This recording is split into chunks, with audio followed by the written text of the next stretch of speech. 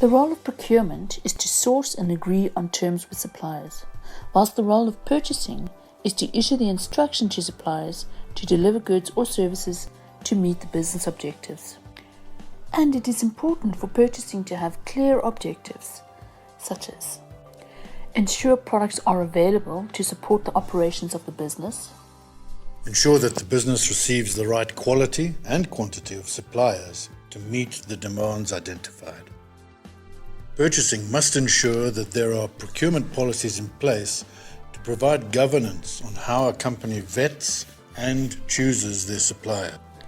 Purchasing have a responsibility to contribute to cash flow improvements, which then affect the company's profitability. Another goal of purchasing is to build long-standing relationships, certainly with their strategic suppliers. Purchasing also needs to implement supplier standardization. And of course, very importantly, purchasing needs to manage supplier performance using regular reviews on price agreements, contracts, delivery performance, and quality test results. Within purchasing and procurement, there are many functions, such as the buying function, which includes a wide variety of activities, such as receiving requisitions, analyzing supply capabilities, and so forth. There will sometimes be special projects that need to be attended to, such as building a new depot or a mine shaft, thus requiring selected suppliers to assist with delivering the correct materials to the building project.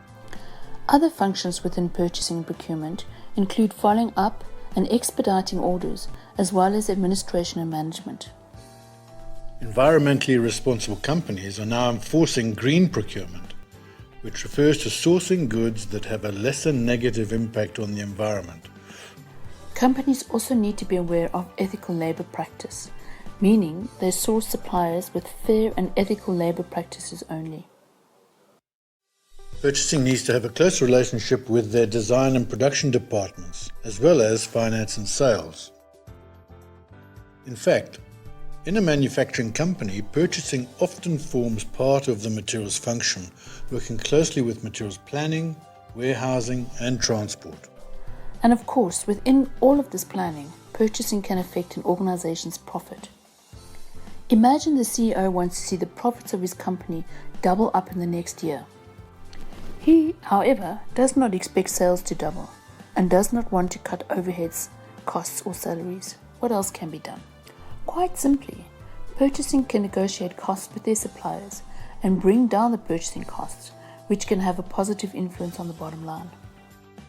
As we've mentioned already, purchasing locally or globally is an important decision to make, and the various considerations and advantages and disadvantages are discussed in your practitioner's guide. Another important decision that needs to be made is whether to make purchasing a centralized or a decentralized management process. With centralized purchasing, all purchasing functions are done at one point, like at head office, whilst decentralized purchasing means that different divisions or depots are responsible for their own purchasing. Be warned, this decision cannot be taken lightly, as both methods have different advantages and disadvantages that need to be considered. As can be seen, purchasing and procurement are very important to the supply chain, with every decision affecting the business and all the departments within it.